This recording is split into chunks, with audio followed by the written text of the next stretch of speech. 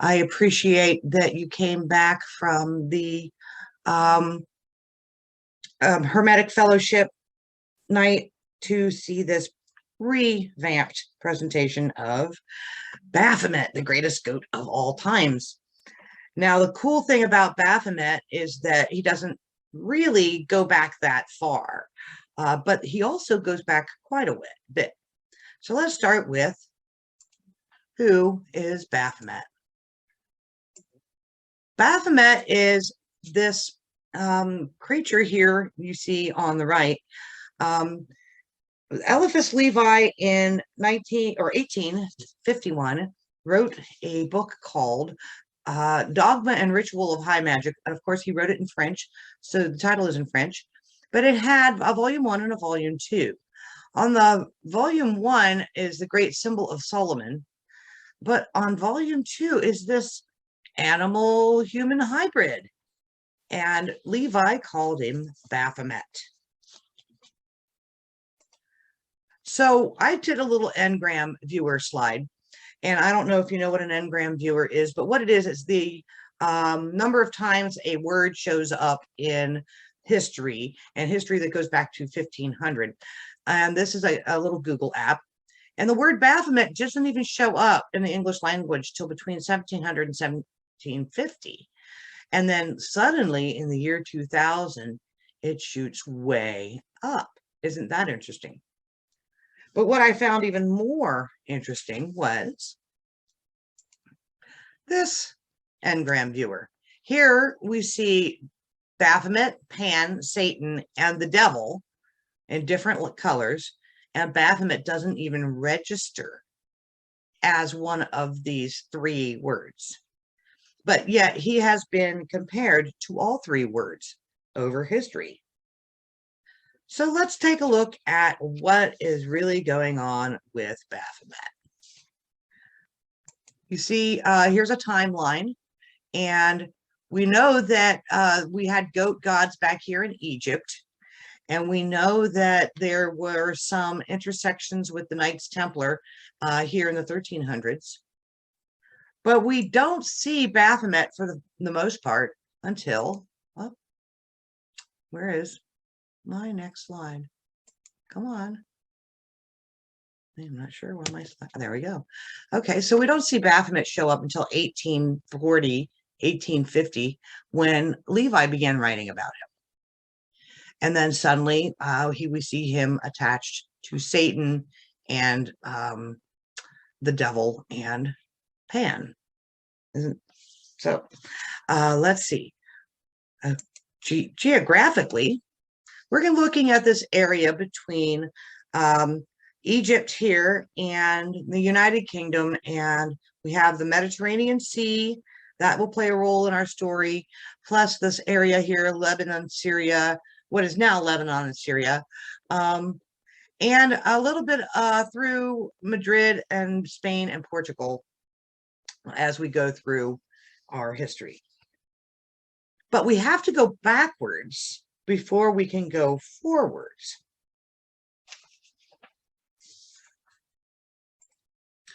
So here's Baphomet as Levi assumed he would be. It would be, really, because Baphomet is androgynous. It's got caduceus and breasts. Now, the caduceus is actually a stand-in for a penis, as Levi has said in his explanation. It is pointing up and down. On his arms is written Solve et Coagula, which we know from alchemy means dissolve and coagulate, dissolve and reconfigure, which is, of course, one of those alchemical constants. We see that he has wings and he has hooves. So he's both an air creature and a land creature. These are the gestures of the Magi in the tarot, the hands the Baphomet is holding. There's a sacred flame above, and there's fish scales around the waist. We'll get into that in a minute. And these horns, and this goat face, and this lovely pentagram on the forehead. every one of these is symbolic of different ideas that Levi wanted to get across. So, who was Levi? Well, his given name was Alphonse Louis, and so he changed it to the Hebrew transliteration. He was an original thinker and a writer, and he also expressed his independence from the Masonic Lodge and from anything that he was actually a member of. He eventually quit. He was known to be a socialist, and a lot of the ideas in Baphomet are from the socialism. We know that he related it back to the Knights Templar, but we really don't have a direct line from Levi to the Templars. We just assume that it came through the line of the Freemasons. However, Levi quit being a Freemason, believing that it was a form of modern secularization where knowledge of the original meanings of symbols were lost. I ceased being a Freemason because the Freemasons excommunicated by the Pope did not believe in tolerating Catholicism. So that's one of the reasons he quit being a Freemason, because there was some intolerance. And one of my favorite quotes of his is this: "To be rich is to give nothing is to be poor. To live is to love nothing is to be dead. To be happy is to devote oneself. To exist only for oneself is to damn oneself, and to exile oneself to hell." So he had a concept of hell, but it was a little bit different than what the Catholics were preaching, that's for sure. So Levi takes us to the Knights Templar. Now, I think that anybody who has sat through a Hermetic Fellowship presentation understands that the Knights Templar were a big piece of the history of the Masonic Lodge and the Freemasons. The Knights Templar organization was founded in 1118, and it only existed to 1314.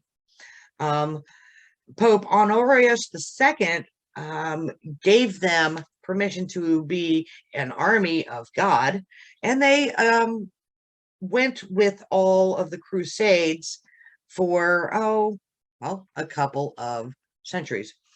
The Templars, founded as a band of poor pious knights, have been romantically reimagined in art, literature, film, and folklore for centuries. The fact that they were shockingly villainized and disbanded in 1307 after a dizzying rise to wealth and power only added to their mystique. There was a rule, or a list of rules, that they lived by, and some of them were a little bizarre. One of the pieces I cut out from their rules, well, first of all, most of their rules were about clothing, which was Spartan, meals, which were silent, sleeping arrangements, which were austere, and social restrictions, which were everywhere. So here's one of the rules for mealtime: 2 to a bowl, because of the shortage of bowls, and brothers will eat in pairs, so that one may study the other more closely, and so that neither austerity nor secret abstinence is introduced into the communal meal. And it seems just to us that each brother should have the same ration of wine in his cup. So imagine that you have to share your bowl with one of the other knights, and in doing so, they get to stare at you while you eat. Sounds a little creepy to me. Here's one about what they should wear. Those robes should be without finery and without any show of pride. No brother will have a piece of fur on his clothes. And if any brother, out of feeling of pride or arrogance, wishes to have his due a better and finer habit, let him be given the worst. So, no bragging rights were allowed. And here's the final one I want to share with you. Forbidden footwear. We prohibit pointed shoes and shoelaces, and forbid any brother to wear them. For it is manifest and well known that these abominable things belong to pagans. And as you can imagine, there was one of Adam's snarky remarks there.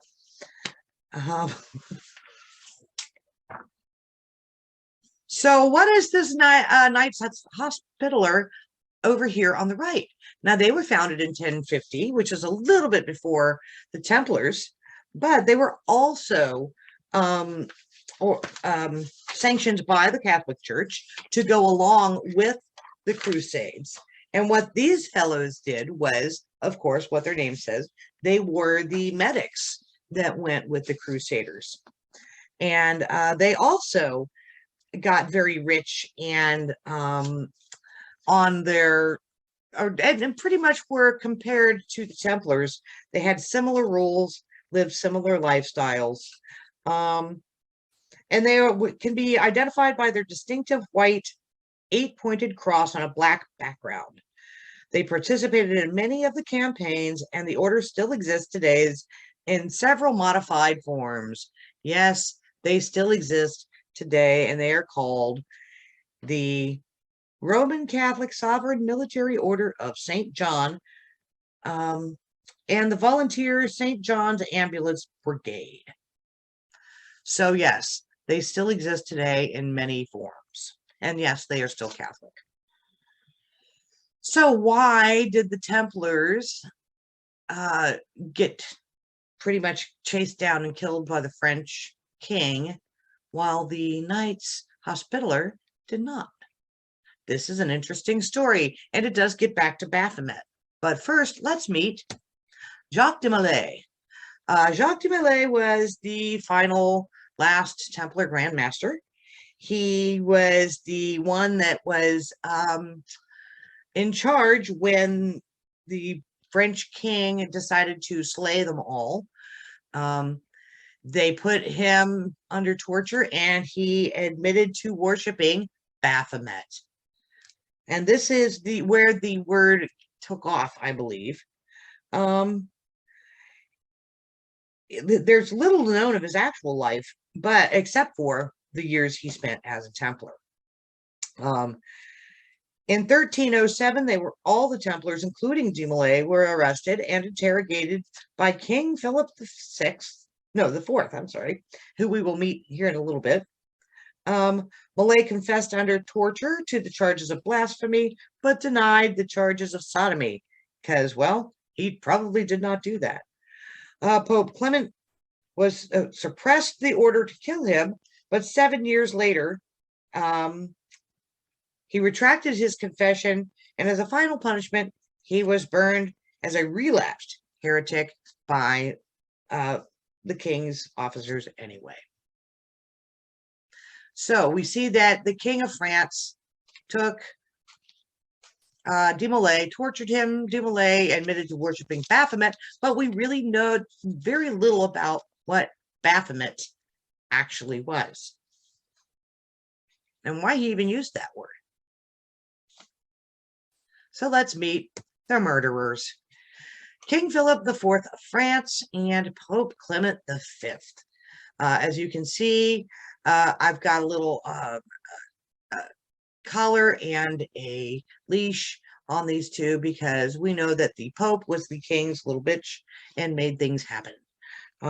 Basically, when Philip IV was first ordained, Pope Boniface, this fellow's predecessor, he was not a very good friend of Philip's, and Philip was pretty reckless with money. So Boniface said, hey, chill out, stop spending so much money.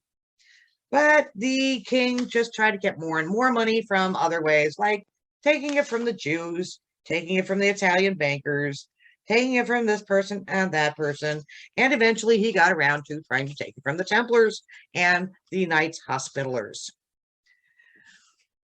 Well, Boniface wasn't a fan of that. He threatened to excommunicate the entire country of France.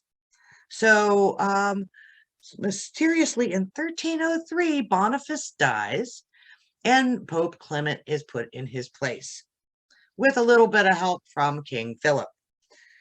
Well, Clement began his reign by changing things on behalf of the king, and the new pope didn't even travel to Rome for his own coronation, insisted that he be crowned in Lyon instead. So anyway, about the first year that he's in his seat, he gets together with the king, and they summon the grand masters of both orders, of the Templars and the Hospitallers, to the to show up at the palace. And of course, the first one to show up is Jacques de Molay. They charge him with the crime of blasphemy and many other diatribes of satanic worship, blah, blah, blah. And of course, he denies any of this. A few days later, the Grand Master of the Hospitallers, a fellow by the name of Fulk de Villeray, shows up. And they gave him the same treatment. You're a blasphemer. You are worshiping the devil. You need to pay us some money. And Fulk de Villeray realized this was a shakedown. He knew it was a bribe, and he paid it. Quite a lot, apparently. And secretly, he accused de Molay of every sin in the Bible. Refusing to submit to a church audit of his books, de Molay cemented his fate. So that's why the Knights Hospitallers still exist, and the Templars are gone. Dirty, rotten scoundrels. So let's talk about talking brass heads. What's a talking brass head? Well, some say this is what the Templars were worshiping.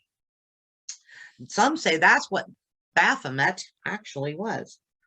Now, talking brass heads were all the rage back in those days, and many people tried to create oracles by instilling them with demonic presences.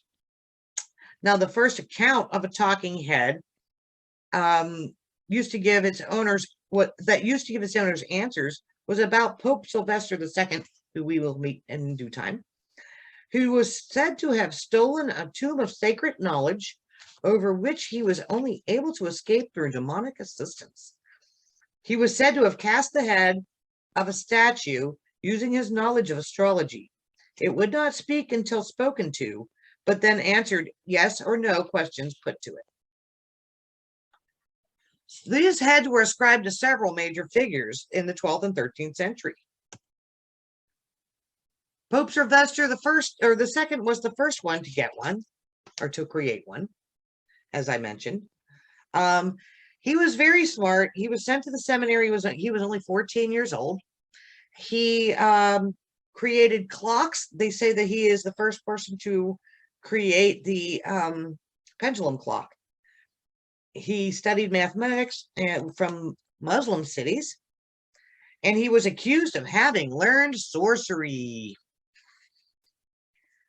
He was supposed to have built a brazen head that would answer his questions with yes or no. He was also reputed to have a pact with a female demon called Meridiana, who appeared after he had been rejected by his earthly love, and with whose help he managed to ascend to the papal throne. According to legend, Gerbert was supposed to be in possession of a book of spells stolen from an Arab philosopher in Spain. He fled, pursued by the victim, who could trace the thief by the stars. But Gerbert was aware of the pursuit and hid, hanging from a wooden bridge, where, suspended between heaven and earth, he was invisible to the magician. According to another legend, Meridiana, the female demon, was embedded in the bronze head. She told Gerbert that if he should read a mass in Jerusalem, the devil would come for him. Gerbert then canceled a pilgrimage to the city of Jerusalem, but when he read a mass in the church called Santa Croce Jerusalem, the Holy Cross of Jerusalem in Rome, he became sick soon afterward, and dying, he asked his cardinals to cut up his body and scatter it across the city. The inscription on his tomb reads, in part, "This place will yield to the sound of the last trumpet. The limbs of buried Sylvester II at the advent of the Lord will make a sound. It's given rise to the curious legend that his bones rattled the tomb just before the death of a pope. And he probably made the very first brazen head. Some of the other folks that were playing with this game was Bishop of Lincoln, Robert Grosseteste, whose name I have terribly pronounced, was said to have constructed a head of brass to make it for to tell of such things as befell over the course of 7 years, but then lost it through 30 seconds of neglect. They say the relics were supposedly held in a vault under Lincoln College in London.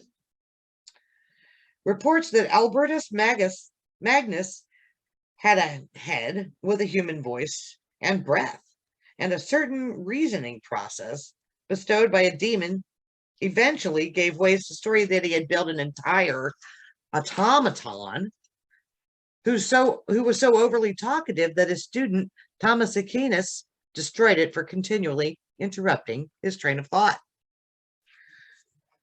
With the help of Friar Bungay, a great scholar and magician, but not to be compared to the Friar Bacon, Sir Roger Bacon created another brass head. He was convinced that if he could make this head to speak and hear it when it spoke, then he might be able to wall all England about with brass. And apparently that was for some sort of protection against invaders. In this picture here on the right, a devil shows the friars the alchemical secret for animating the head, and after weeks of strenuous work, they would finally retire to rest, leaving Bacon's servant Miles, said to be jovial but none the wiser, to wake them if the head should speak. Under Miles's watch, the brazen head speaks 7 words. Time is, time was, time is past. Then there is a terrible noise and strange flashes of fire, and in a cloud of smoke, the head suddenly smashes to the floor. Recognizing his missed opportunity, Bacon is despondent and strikes Miles mute with a spell. Thus, that great work of the learned friars was overthrown, to their great griefs, by this simple fellow. Heck of a story. But what I really think was going on was these folks were trying to create brazen heads to create oracles. And when they began, they kind of freaked people out. Why? Because people get freaked out by the Uncanny Valley.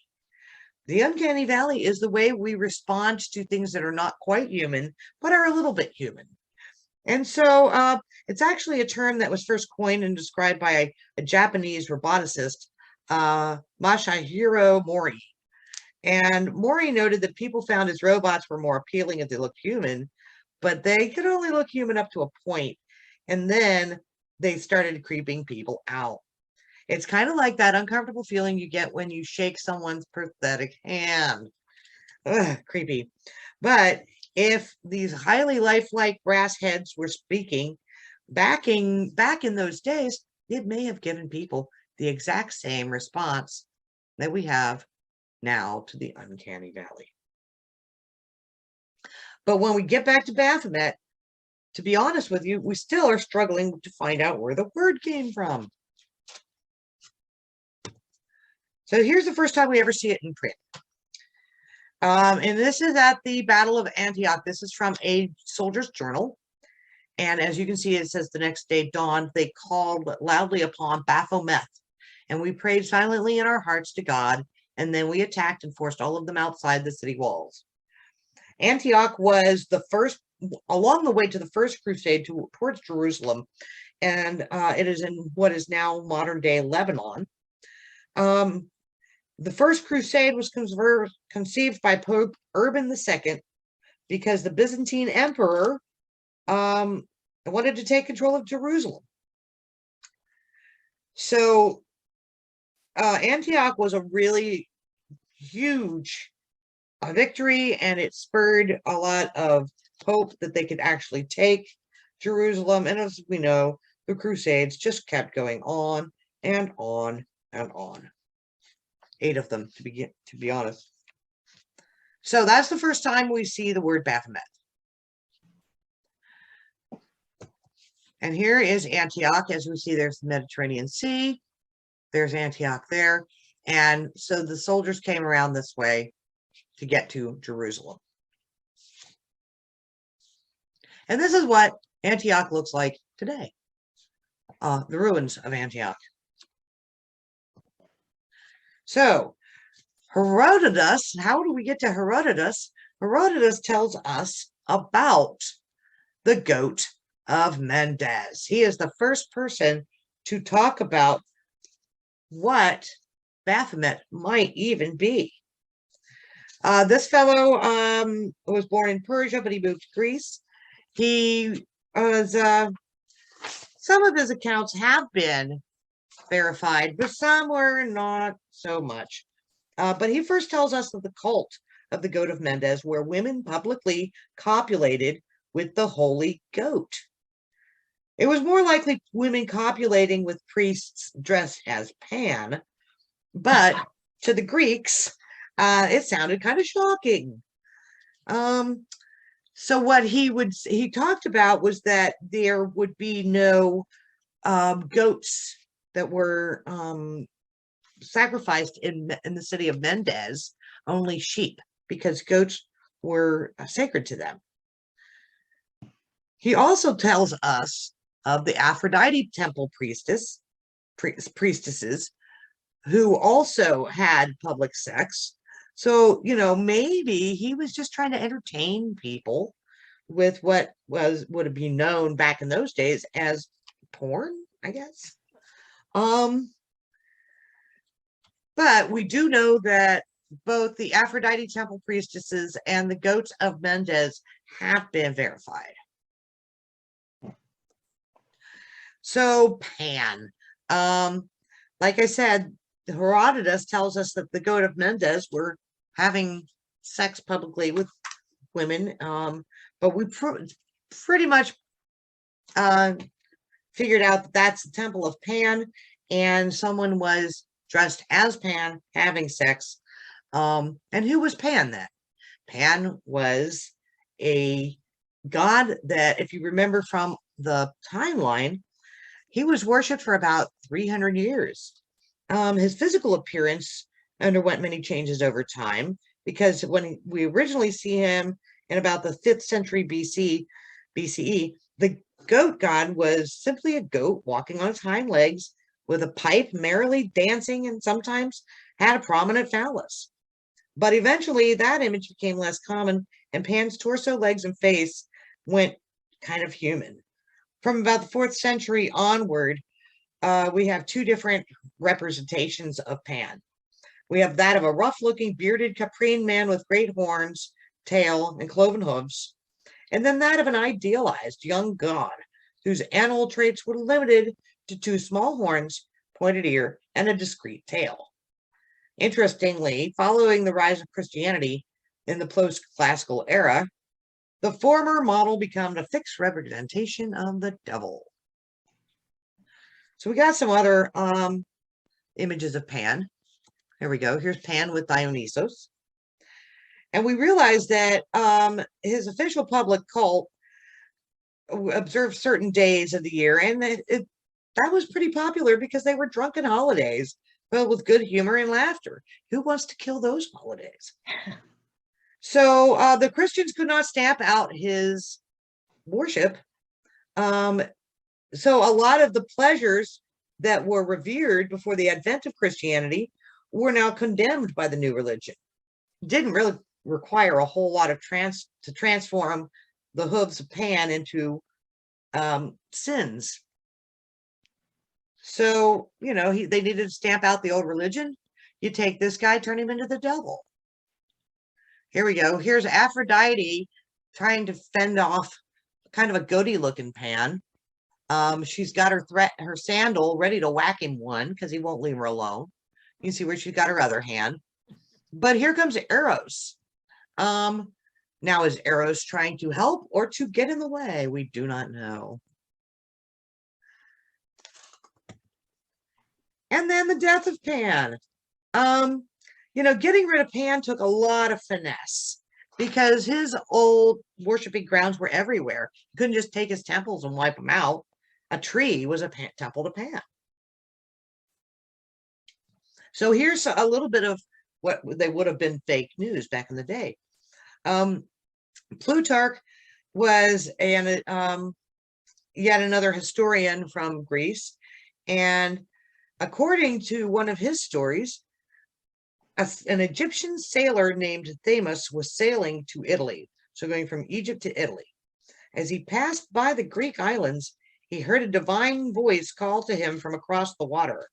The voice addressed Themis by name and told him, "The great god Pan is dead." The sailor announced this news when he reached port, and the story of Pan's death quickly spread.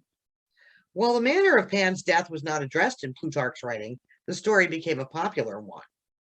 Writers of early Christian era spread the story, believing that the divine voice in Plutarch's story was that of their own god, because it was the same time frame that Jesus was supposedly crucified. This begs the question then, of all the gods and goddesses worshipped by the ancient Greeks, why make the devil of Pan? And just a second here. Oops. Excuse me.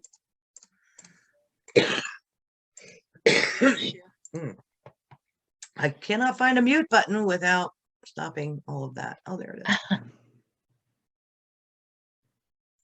Okay, so, but we saw that Herodotus talked about sex in public ritual, and we know that the Christians would have condemned sex in public ritual. So what is the proof of sex in public ritual? Well, we know that the Akkadian goddess Ishtar was later seen as the Greek goddess Aphrodite and the goddess of love, and at least one order of them performs as sacred prostitutes, lying with males who desired their services as a rite of sacred sexuality. And basically what would happen is that the women would sit at the temple, and they would have to stay there until any man paid coin to have sex with them, and then the coin, whatever they paid, and whoever they were, they would get, they would have sex with the priestess, and the priestess could then return home. Now, the new one on me is this goddess Mut, whose temple complex had proof of binge drinking and orgiastic sex festivals called the Festival of Drunkenness. Sounds like my kind of time. These rituals were related to the cult of the Egyptian lion goddess, who's the myth, as the myth goes, her father tells her to become a lion and come down to kill mankind because they are rebellious. And eventually she's told to stop, but she doesn't stop. And so they flood the valley with beer, and they color it red so that she's tempted to drink it, and she drinks enough to fall asleep, and then humanity is saved. So in these festivals, people would drink until they were drunk, and they would fall over, and they would have sex all over the place, anywhere. The destruction wrought by Hathor in the background to the level of drinking that goes on in the festival is not just to drink, but to drink to pass out. It is described as a very sensual environment. Then everybody awakes to the beating of drums. You can imagine how they must have felt after all that drinking with the noise. The priests are carrying a likeness of the goddess Hathor, and they express their requests to the goddess. We do know that people left texts that refer to the ritual sexual component. We have one dated in 900 BC that says, "I remember visiting the ancestors, and when I went, anointed with perfume as a mistress of drunkenness, traveling to the marshes." Traveling to the marshes is a euphemism for having sex, because the marshes are a place where life springs. And in another text, there are people who are identified as orphans who are gifts to the temple, who are probably conceived by the temple, by the public sex for the sacred temple. So again, we still don't know where Baphomet comes from. We do know that he is related to a lot of what the Christians would call evil behavior. So the first god we see with, oh, what are you doing? Uh-oh, what happened? Oh, there we are. Benabdejet. Benabdejet actually kind of sounds like Baphomet. So Benabdejet is of Egypt, and this slide was one that I stole from Isadora last month, because this is the Ba of Osiris. You can see that he's got the son of Osiris. That's Osiris's glyph over his head. And Benabdejet is the first goat human hybrid that we find in history. His consort was the fish goddess, and their child was Horus, the child. They formed the triad of Mendes. Dejet was another name for the town of Mendes, and Benab is the god of. So basically, Benabdejet was the god of that town. And of course, that town was also known as Mendes. So Benabdejet was the goat of Mendes. And he was also known as the Ram Lord and on Pet. He is the real goat of Mendes. These are kind of some facts about Benabdejet, but if you look, if you look at some of these, they are interesting in that they are similar to other gods that we know. He is included, well, of course, except for the sex between humans and goats.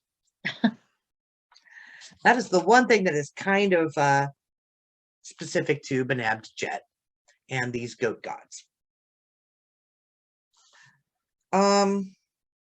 Anyone in the sanctuary of Mendes, or who comes from the province of Mendes, will have nothing to do with sacrificing goats, but uses sheep as his sacrificial animals, according to Herodotus. And so the ritual was that they would dress up as the goat in the goat horns and the hair and the fur, and then do priestly things like have sex in public. So Benabdejet of Egypt was the goat that evolved to Pan eventually. And Enki, or Ea, the name is interchangeable, is the first fish man in stone relief. As we saw with Baphomet, had these fish scales around his waist, and that is a nod to the fish, the part fish, part man, beginning of probably the creature we know as Capricorn. Oh. So Ea and Enki, Ea or Enki, play several roles in Mesopotamian myths. They show up in Gilgamesh. They show up in Adapa, Anzu, Ishtar, and Ereshkigal. All evidence points to the Sumero-Akkadian astronomer priests and makers of the constellations as we know them, because Mesopotamia is found on the required latitude to have seen all the constellations, and the positions of the stars at the time would be perfect fit for those observations. So that's how we get to Capricorn as a part of Baphomet. Interesting. Okay, so there's another, I like this figure from Ea Enki origins, because the inscription at the bottom reads, "Come in, favorable hearing and compliance." And that just sounds like something you'd hear at a temple, you know? That's what we want to hear at a temple. Yep. Okay. So, we see that this four-headed, you can see this four-headed ram with the symbol of Osiris above his head, we see these four-headed rams everywhere in the Egyptian pyramids and the tombs. They're hanging on the walls. They're part of the artwork and the scenery. Sometimes they're shown with these four heads like that in four different ways, and sometimes it's just one head, but they're seeing four different goats. So we see a lot of goats in their ancient art, and these little goat figurines were actually used in place of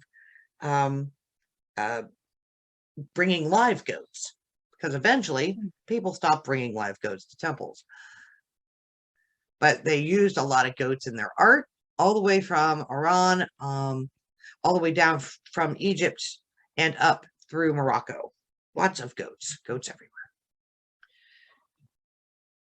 So the goat bearers are from 3000 BCE. They go back that far, and it's really across many of those Mediterranean cultures. We see these figures of not only people holding goats, not only men holding goats, but bearded men with goatees. So these goat bearers are obviously priests of some sort, and we find them in many cultures: Sumerian, Anatolian, Assyrian, Elamite, Moroccan, all over the place. We have these goat bearers. Oh, another four-headed ram. This is Benabdjet, of course, or Amun-Ra Horkati, which is one of the four heads. We'll get to that in just a second. But yeah, Benabdjet, the four-headed rams are pretty prolific everywhere in that area. And all of, there it is. Okay, I put those two slides backwards, but I'll get back to that one. You'll see here there are 5 rams, gods. They each have a different glyph over their heads. So they are Ra, Shu, Tefnet, Geb, Benabdjet at the end. Now these horns are kind of cool because that is from a ram, a type of goat that is, what's the word I'm looking for? That goat is extinct, and all we have left are the pictures and some of the horns laying around from the priest garb. But here's the cool thing. The words for ram and soul sounded the same in Egyptian. So ram deities were at times regarded as appearances of other gods. And here we go. The Rams of Tatams from the 8th hour. And this is kind of funny. I don't know. If you read the caption, we have the first manifestation of Tatanen, the second manifestation of Tatanen, the third manifestation of Tatanen, and of course the fourth manifestation of Tatanen. And they had to write them all out like that. So who is Tatanen? Tatanen is this folk here. Ta, we know Ta. Ta's the oldest deity we can trace back in Egypt. His name means risen land, exalted earth. And it's basically what they say about the silt of the Nile. They also call that Ta. So, we're still not sure where the name came from. So, here we go. We got some more goat-headed deities, and we see here's our 4-headed ram, and we've got the funny little horns again. Now that is a goat named that is the Ovis longipes paleo Aegyptiacus, which is of course, like I said, extinct. But we have the horns from the priests' costumes, so we know those are the goats that they used in their worship. So the real life goats had horns that stood out from their head like that. They weren't just curly. Wow. Yeah, they really did like have Hmm. horns like that. But you can imagine why they would go extinct. Yeah. Really, Impractical. very not practical, right? And so the first human goat connection we see are these terracotta tablets from about 2000 to 2250 BCE. And this is the beginnings that we see that there are haves and have-nots. There are people with more goats than other people. There are people with more sheep than other people. And this is probably the beginning of a power imbalance. So sheep and goats are very easy to tame, and this is how we got to have goat gods in the first place. We know that they have high fertility, they are not mean, they don't eat the same things we do. If you get one to do something, the rest of them will do it. They kind of tame themselves if you're not careful. And we also know that most sheep herders will put one or two goats in the flock because they eat different things and they keep the goats, the sheep together. The goats will run off by themselves, but the sheep will stay together. And that's what I learned in doing this. Okay, so we still don't know where the name came from. Here he is again. So here's possible origins for this name. It could be French for the prophet Muhammad, or it could be straight up from Islamic, but misheard. In Hebrew, there's the word Behemoth, which also translates to great beast, cow. But if you have ever been called Behemoth by somebody in Yiddish, it actually means boorish and uncouth these days. In Egyptian, we have the ram god Benabjajet. In the Bible, there is a creature named the Behemoth, a creature only God can slay. In Arabic, there's a book called the Al-Khazini, and it has a myth of a Baphomet, which is a great fish that holds up the earth. In Sufi, there is a tradition called the Abu Fahamet, which is a father of understanding, and we'll get to that in a minute too. Someone put a cipher code on the Dead Sea Scrolls and came up with Baphomet being a code for Sophia. And we'll get to that part in a minute too. Finally, it could be Greek for Baphometus, baptism of wisdom, but there's not a whole lot of support for that one. And then Levi says that it's backwards of this phrase, Tem Omph Ab, the father of the temple of peace of all men.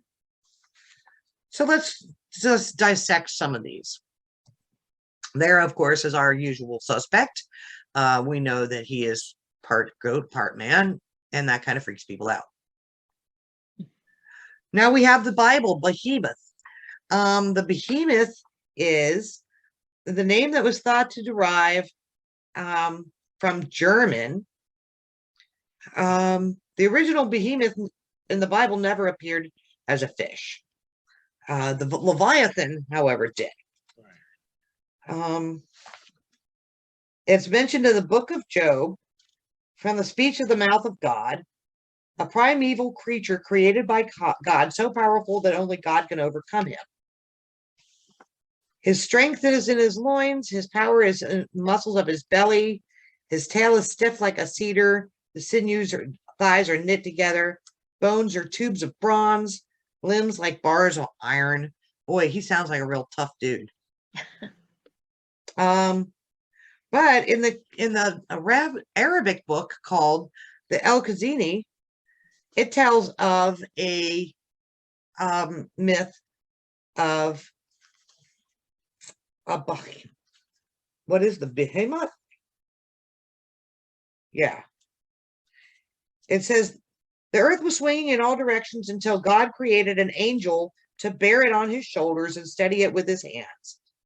A green slab was placed under the angel, and the slab borne by a gigantic bull, which in turn rested on the great swimming fish, Baphomet. Ah, here we go. Baphomet. And so here's with the fish, the bull, the slab, the angel, and there's the earth. So these two myths are very, very similar. Yeah. Crazy similar. This is an interesting theory, and that is that Bible Behemoth, which is a word, it's a word from the Sufi tradition, and it means father of understanding in Arabic. And at first we think that Baphomet was maybe a human head that was a relic. And if that was the case, then it's possible that the Templars intersected with the Sufis and picked up a relic from their tradition that was a head. Let's see. And one such individual that would have become a relic was a 10th century Sufi martyr who died in 922. He was a miracle worker and most definitely an unorthodox Muslim. He was imprisoned and tried for blasphemy and his public descriptions of his mythical union with God. Some of the stories surrounding his death include an account of Caliph's queen's mother. The man's name was Halaj. Having Halaj's head preserved as a relic, and various Sufi sects have rituals commemorating Halaj's death. So it's possible that Baphomet was this relic of Halaj's head in a container. Oh. Which is kind of gross. But Yeah. apparently a thing they did back in the day. Hmm. So the Dead Sea Scrolls were discovered in this cave not too long ago, and then they have been the subject of scrutiny ever since. 1940s, that's when they were found. And there was a Dr. Hugh Schoenfeld, who was a scholar who helped analyze the Dead Sea Scrolls, and he got an idea to use what they know as the Atbash cipher. The Atbash cipher, so these Dead Sea Scrolls had the word Baphomet in them. The Atbash cipher, as applied to the Dead Sea Scrolls, which was, of course, written in Hebrew, gives us this. So what Dr. Schoenfeld did was he took the cipher, and of course, in Hebrew, it's written left to right, Shin, Vav, Pe, Yud, Aleph. And if you flip it over, it becomes Bet, Pe, Vav, Mem, Fat, Baphomet. So that's kind of interesting. Maybe they were talking about Sophia as in the Gnostic sense. And of course, Eliphas Levi himself says the name of the Templar Baphomet, which should be spelled Kabbalistically backwards, is composed of 3 abbreviations, Tem, Off, Ab. And of course, backwards, there it is, Baphomet. Which is Templi Onum Hominum Pax Abbas, the father of the temple of the peace of all men. So far, those are the options of where the word might have come from. But we know that it didn't really show up in the lexicon until Levi put it in a book, and then it became a more popular thing. Speaking of popularity, is that a Caduceus at the crotch, or are you just happy to see me? It's got no wings, so it really is not a real Caduceus, but it is a nod to Mercury as one of the other pieces of the mystery. So we have Mercury as well as Capricorn right here in the little fish scales. Yep, there they are, the fish scales. And I think we touched on Ea and Enki earlier. Yeah. Now here is the Malleus Maleficarum and the Fascius Temporum, also known as the Hammer of the Witches.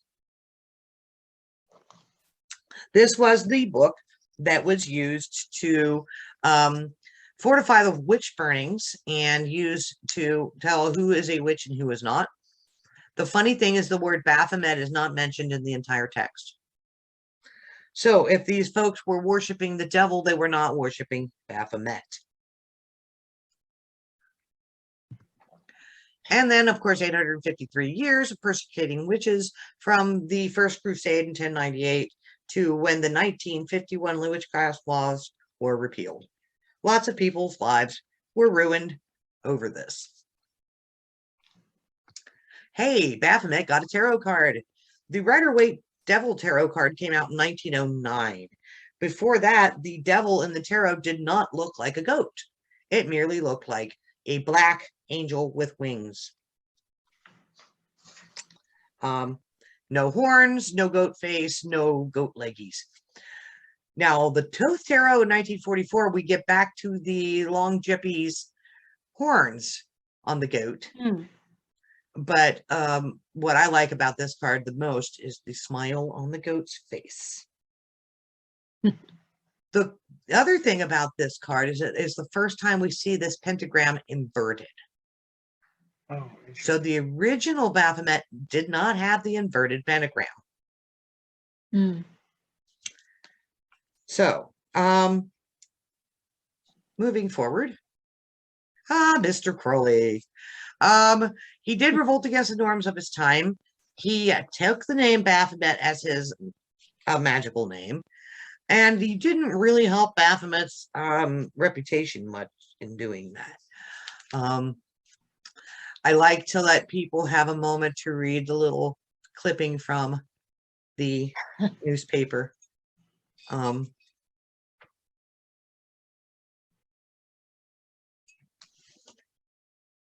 But I was told for many years that Crowley was the reason that the witchcraft laws were repealed, and he is not. He is not the reason that the witchcraft laws were repealed. He did find himself in court more than once, but not for that. The reason that we have no witchcraft laws is this fellow there is no photo of him on the internet. He was, however, a politician. He started off as a coal miner. He was a Labour Party member in London, and he was a spiritualist. And he was afraid that the witchcraft laws were going to come down on spiritualism, and he was so not into that. So he discovered that really what people were worried about wasn't witchcraft, but fraudulent mediums getting ripped off by the people with the crystal balls. So he convinced his other members of parliament to change the rules to Fraudulent Medium Act of 1951. Yeah. And after that, all the other witchcraft laws began to fall one by one.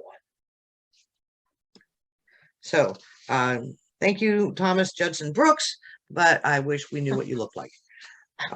Okay. Anton Levay. So we have gone from 1944 and Aleister Crowley's struggles to 1951 with Judson Brooks, and now to 66, Anton Levay. Anton Levay was a showman. He was a American author, musician, occultist, and he went on several talk shows and popular magazines, and he was just a very charismatic person. But he also started the Church of Satan and the religion of Satanism, which obviously doesn't go back that far.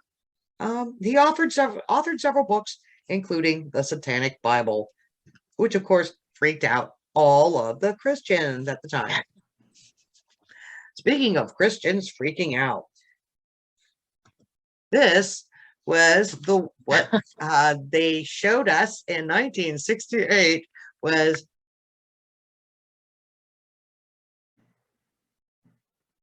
it starts off low, but it gets louder. Ah.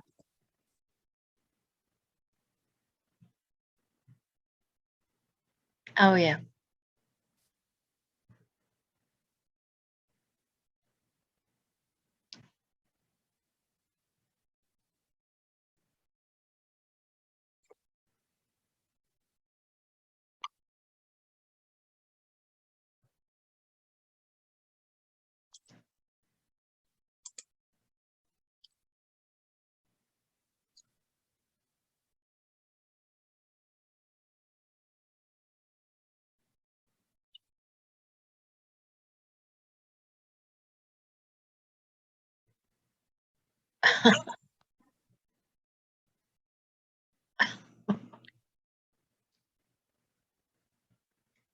Yeah, there's one black guy in the whole show, and you'll see him repeatedly.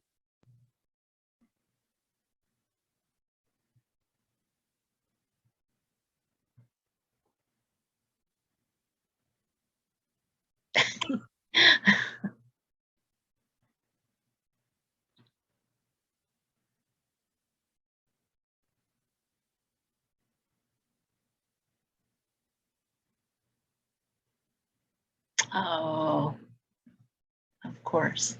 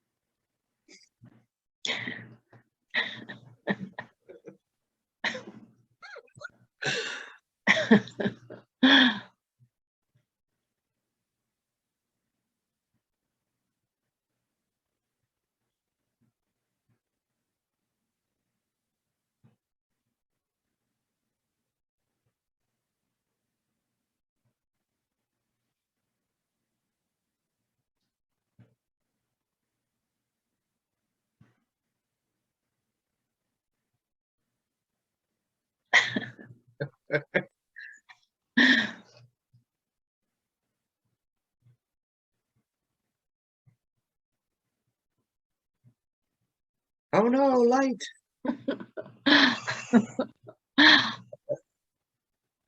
Uh-oh. Oh, Oh. poof. Okay, we don't need to see the fight scene.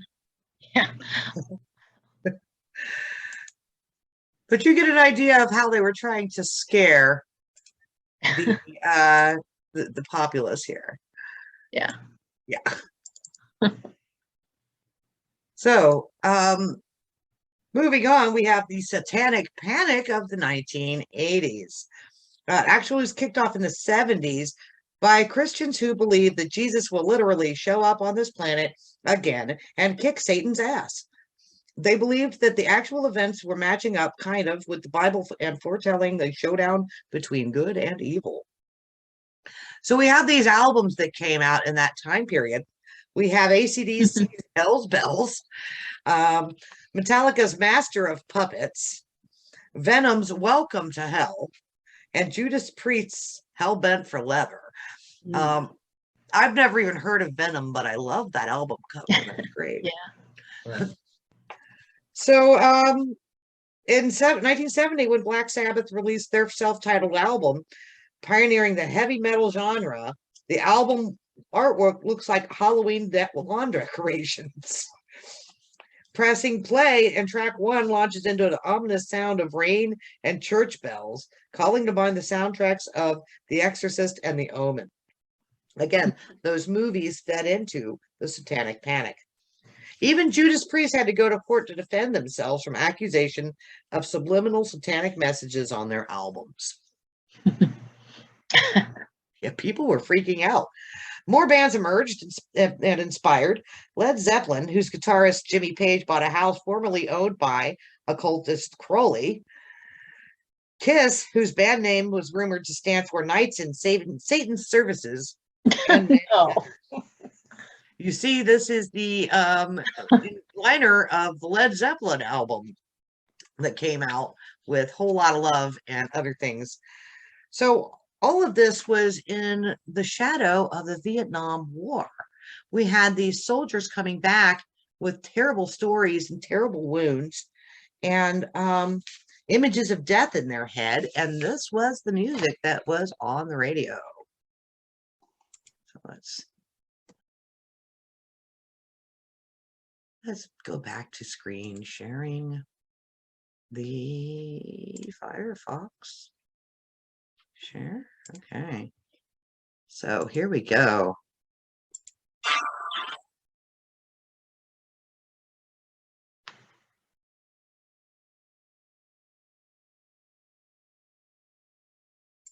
Church organ. Yay. And of course, the song, if you don't know it, it is about Aleister Crowley. Great song. It is a good song, yeah. And then we have yeah. You gotta watch this one. Because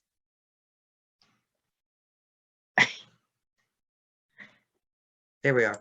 Yeah, here's our goat from the movie. Did you see him go by? Yeah. There he is.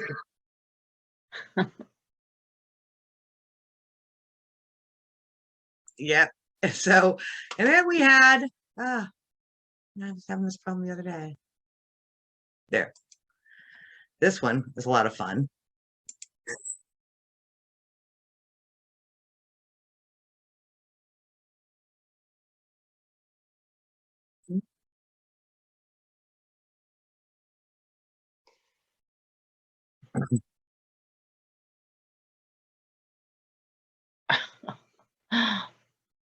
Now, could you imagine have your teenager coming out of the room yelling, "Shout at the devil," after you've been in the Vietnam War and they aren't appreciating you and blah, blah, blah. Yeah, you can see where things got a little weird. And then there's this one, which if you listen about right about here. That,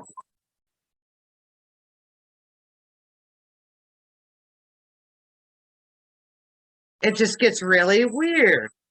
Yeah.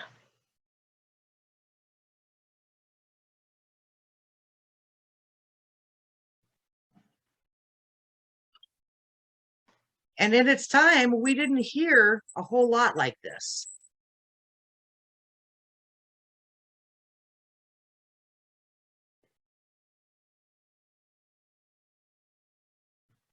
So you can see why people were scared.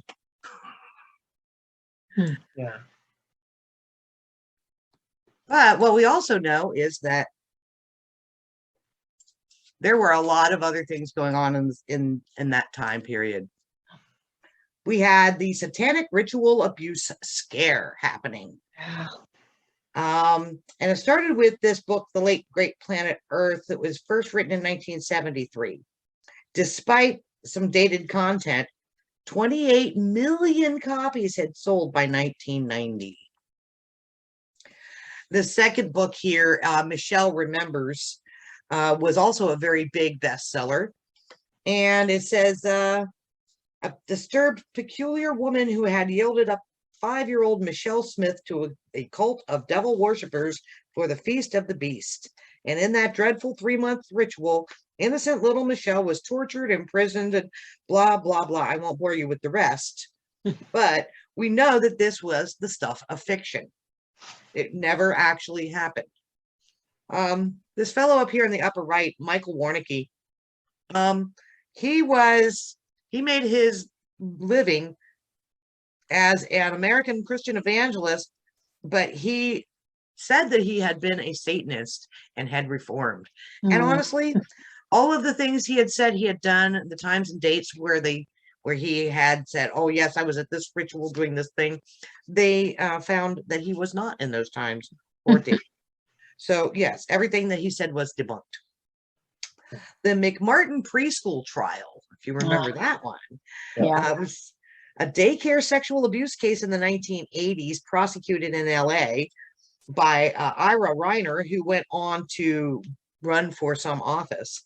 And I think that's why he ran this into the ground. But the members of the Mcmartin family were charged with hundreds of acts of sexual abuse. Accusations were made in 1983. By 1990, all charges were dropped. It had become the longest and most expensive case in American history. Still holds that record. Wow. Yeah. So what we know about the SRAS, the Satanic Ritual Abuse Scare, is that no evidence was ever discovered to support any allegations of satanic cult activity by any of the components. It was never clearly defined in North America. By the 1990s, those previously portrayed as criminals were now portrayed as victims of a severe rumor panic. The idea of satanic cult created a much scarier threat for the nation than individual incidents that were not connected to Satanism. After almost 2 decades of allegations of satanic cult ritual abuse, that was all fabricated in the end. Many lives were ruined, though, through false accusations, and many still remain in prison for crimes they never committed. Hmm. So, yay. Yeah. Onward into the history. Now we're up to 2012, where the Satanic Temple is started. That is when they filed their paperwork, was in 2012. In 2018, they installed this Baphomet next to the 10 Commandments in front of the Arkansas's display. I think it's in a park in front of the courthouse. Over here in Illinois in 2019, baby Baphomet is installed under the Capitol Dome in Springfield, Illinois, next to the nativity scene every Christmas. According to the Satanic Temple, their mission is to encourage benevolence and empathy, reject tyrannical authority, advocate practical common sense, oppose injustice, and undertake noble pursuits for the individual will. However, they are not all they say they are. There have been lawsuits and evidence about misuse of their funds, and the leadership leans a little bit towards proto-fascism. Oh, that's too bad. Isn't that sad? Yeah. Oh, well. So, but that's where we're at in 2019. And, well, in 2010, I got ahead of myself. Somebody came up with this critter. The baby Baphomet. And someone pointed out in the Thursday presentation that back in that time also, there's a big thing about Japanese cartoon art turning monsters into cute things like this. Mm. So this could be a result of that. But I love the baby Baph. She is charming and disarming and takes the bite out of the evilness. So I really love the baby Baph. But we do not know who made the first one. I had a occult store in the 1990s, and we did not have baby Baph in the atmosphere. I don't ever remember seeing her. So let's see. In 2018, Satanic Temple sued Netflix over this statue that appeared in one of their episodes of Sabrina the Teenage Witch. Oh, really? Yes. Apparently, there's a nod at the end of the episode now where they say, yes, we did copy this from the Satanic Temple. Oh. Yeah, isn't that fun? And I have no idea where this image comes from, but I found it quite hilarious. Because, well, yeah. it speaks for itself. Yes. I have no idea who created this image, but when I first saw it, I said it needs to go in this presentation. Okay, so Simone Biles has a goat on her leotard. Ah.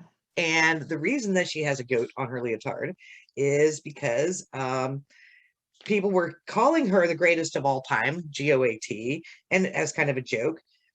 And so she put one on her leotard, and everybody got kind of upset about that because they thought she was bragging. So what we did was to kind of tick them off even more. So I put goats on all my leotards. So I was happy because it's like, good, now you guys are annoyed because you're annoying me. So when you see Simone perform, look for her goat. Let's see. Here we go. 2022. Bay Area has this lovely church, Cathedral of Light Church. Oh. During the day, it looks like they call it the Church of Vag. But and the interior is supposed to look like Jesus. The exterior looks like Baphomet. It was, let's see, the church cost 131 million, and Wow. it's designed to seat 1,350 people. Let's see, it's got 100-foot tall display, and it draws from the concept that Christ is the light of all peoples. This cathedral is all about lightness and luminosity. It was the same architect that designed the San Francisco International Airport. So Adam and Isadora want to make a procession down there, pilgrimage, and get some photo op in front of that. So baby Bath comes in all forms. She is charming and disarming the spell of evil with cuteness. You cannot be evil and cute at the same time. So these are the bibliographies, and I wanted to get back to that timeline slide, if I can, if it will let me. There we go, the timeline slide. So what we're looking at here with the timeline of, this is where we were worshiping Benabdejet. This is where we were worshiping Pan. Here are those lovely brazen heads. And then Baphomet becomes Levi. Well, Levi writes the Baphomet book. Here's all the witch hunts here. This is the revolutions of USA and France, World War I and World War II. And then this gray line here is where we see the engram slide increase in the word Baphomet. Interesting. So it goes all the way back, but here's where the word sticks out. I don't know. So anyway, I hope you enjoyed this presentation of Baphomet, because what we have learned is that Baphomet means whatever any conspiracy theorist wants to make it mean at any given time.